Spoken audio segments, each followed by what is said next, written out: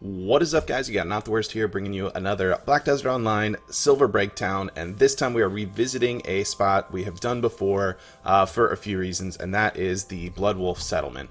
So I did do a previous video on this shortly after the zone was released, and my overall feedback was that I hated this place, and it was one of the worst places I've ever grinded in my life. And that has changed for a few reasons, so I wanted to cover it again.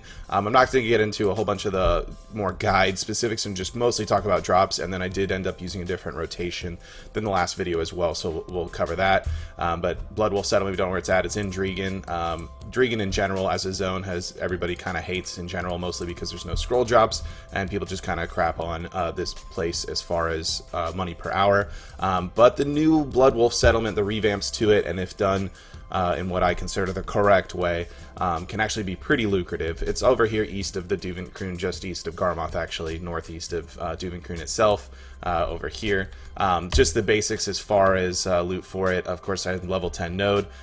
This time around, I did have level tier 4 pets all the way across the board, but when I show the spreadsheets of the loot, I didn't when we began. I had 0 tier 4 pets, and I've kind of been doing this on the side amongst other videos. So I have 32 hours worth of data, including the last hour I just did right before recording this, which we'll look into a little bit. But you'll see in the trash loot progression it gets much higher because I went from 0 to all tier 4 pets during this process. In general, 7% ecology, comma blessing the whole time, and actually there was 1 hour my comma blessing ended and I didn't even notice, but it wasn't a huge impact. And then the one thing that is different in this, I actually did use loot scrolls. The reason for that, and the reason other than just the drops being changed in this zone, is I'm looking for Caphras stones, which obviously Mansions is the go-to for Caphras stones. It's a bit busier than I would like, and I wanted something a little more chill, and I ended up accidentally doing dailies, the daily contribution quests over here, and when I was clicking on my food buff, at one point I accidentally clicked on, I didn't have these in my inventory, so my loot scroll was right next to where the food buff was at the time. I accidentally clicked on a loot scroll. This was actually on a stream. I accidentally clicked on a loot scroll, so now I had a loot scroll and I was out at Blood Wolf, so I was like, whatever, we'll just loot here for an hour, and it turned out to be not so terrible. I was like, wait a minute, this might be pretty good after they changed it. So what kind of changes are we talking about? Well, there's really only technically one change, but effectively it's had a lot bigger impact with a few other changes that have happened. They added the Eye of the Ruins ring to this loot table. When I did it before, it was not in this zone at all. It was only in Shira Ruins. I hadn't revisited the place other than just doing contribution dailies, which take about 5 minutes in this zone. So the impact of this was kind of meaningless. Shortly after the release of adding the Eye of the Ruins ring was the central marketplace, and why that was important is because the highly sought after Hoon crystals, although market price a little bit lower than you normally see these actually went up to what they should have been. Hoon crystals before were capped at I think 21 mil or 24 mil. I think 24 mil, I'm not entirely sure.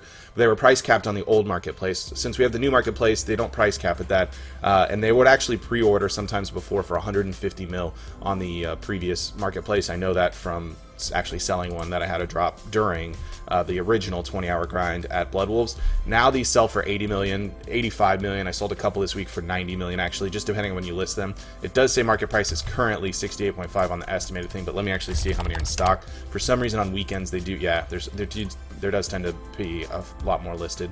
Still in the 70 mil range. Honestly, I can just tell you from experience, if you're looting over the weekend, literally just hold, you see the dip here, literally just hold these till weekdays and you can get them sold in the 80s easily, very easily. These will sell out for sure over the weekend, they always do.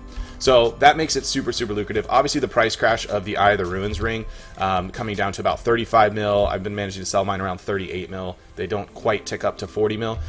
Those coming down in price obviously don't make the ring as valuable, but since Whom is now much higher, and actually higher than the Ruins ring used to be, and the drop rate on those is slightly better than the Ruins ring in general, if your RNG is not completely murdering you. So it's a pretty nice spot in general. Is it the best in game? No. Do you need a billion AP to be here? No, which is why that's important.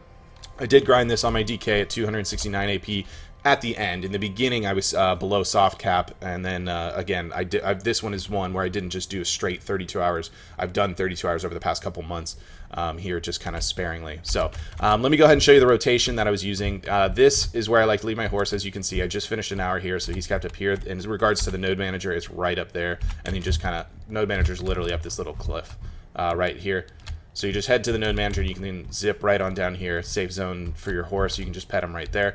You can dock your campsite up if you angle it just right in this area, but it's kind of annoying because there's like, it'll keep telling you it's inclined, so I do it a little bit further down.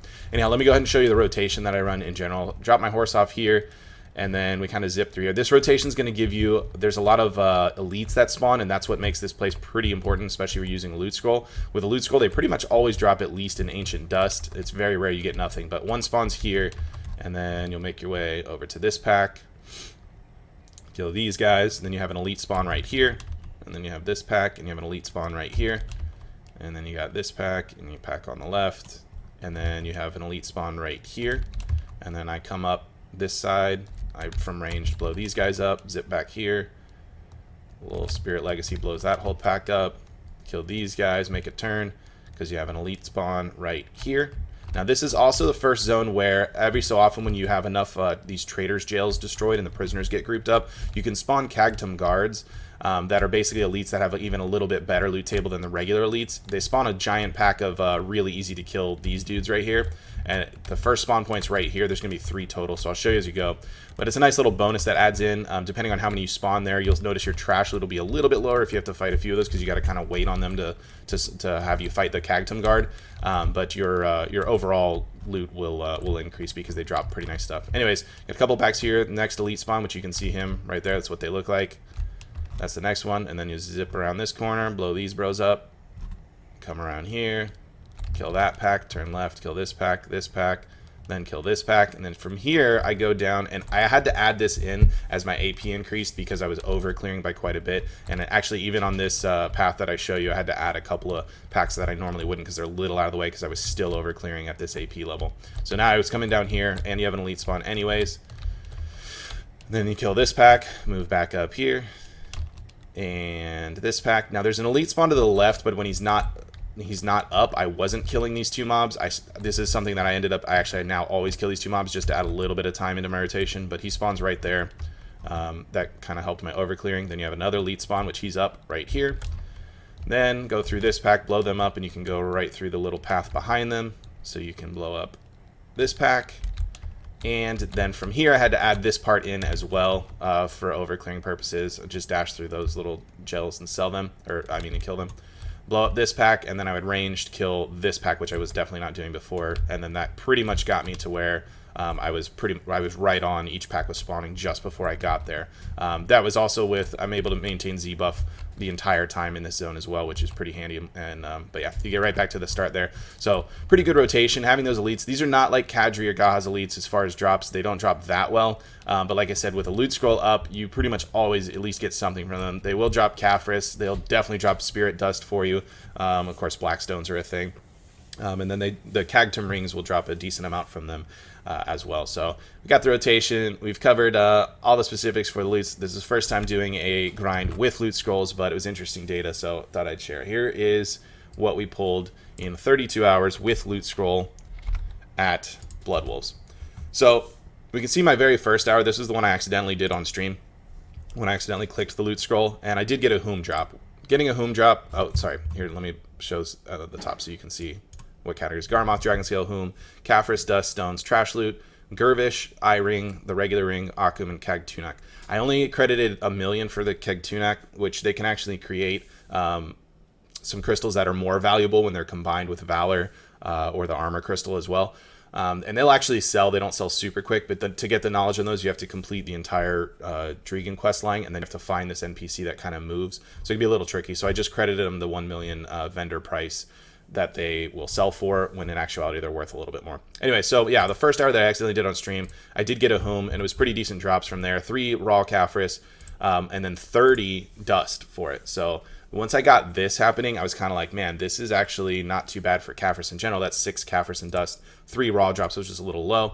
Blackstones or whatever. 17 Dragonscale fossils. 30 of these will give you a free Advice of Valks for 20. Or if you want to sell them, they sell a little bit over 500 mil right now. They were previously price capped at 500 mil. New marketplace, they would go around 565 is the price I've been seeing. And I also got a Gervish. This and then a ring and 4 Akum armor. So that one that one accidental loot scroll that I did kind of is what spurred on doing this here and there from then on, because I ended up making 162 mil thanks to the super high price of that Whom and getting a few other things that were pretty nice. So from there, I was kind of like, man, this might not be too bad to do. So of course we go into hour 2 and I make 102 mil. And now I'm like, all right, I'm all in. Let's pop some loot scrolls here. This is not too bad, especially considering how easy this spot was. And again, this was way before I was well over soft cap. So you can see my trash loot in the progression here. Again, this was my AP slowly increased from, I was right at about soft cap. I was either 235 Kudum or maybe right at like 240 Kudum when I did this.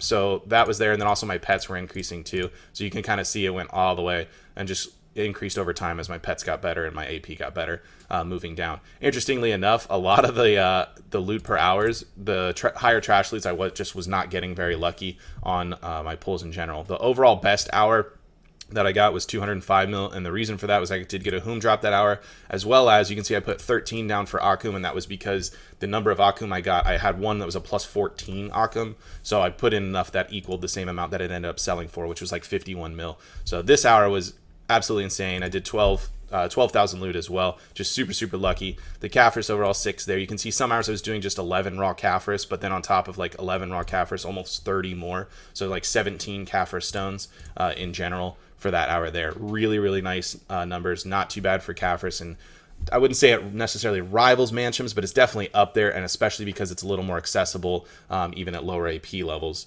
to get that amount. The overall average that I got for it, this is the adjusted after the new prices of things with the eye-ring being added. Obviously in the first 20 hours, this is the original 20 hours I did without loot scroll that was in the previous video. There obviously the eye-ring didn't exist, and then with adjusted prices and then adjusting the Whom prices, which in the previous video these were worth far less, and I had a lot of drops then. The original 20-hour grind is now 56 mil average with the new Whom pricing, and the average with the loot scroll actually came out to 86.92. It was actually 90 until just recently, and I kind of bombed the last couple. In addition to, I've had a nice little like 16 hour stretch of no Whoms all of a sudden when they were dropping on average every 4 hours previous to that. So little stroke of bad luck there. Eye rings I picked up a lot. They've been dropping actually a little more frequently than they were previously when I was at Shira Ruin, so that was kind of surprising. But RNG is RNG. In general, Whoms and eye rings are both pretty lucrative, so it's kind of whatever.